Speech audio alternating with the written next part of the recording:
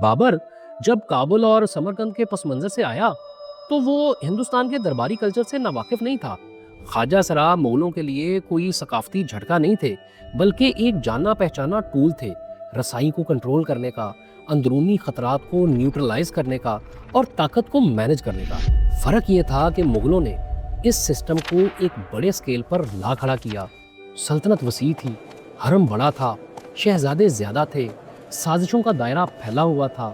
اس لیے خواجہ سرا صرف گارڈ نہیں رہے، انفارمیشن مینیجرز بن گئے، گیٹ کیپر بن گئے اور بعض اوقات خاموش فیصلہ ساز بھی۔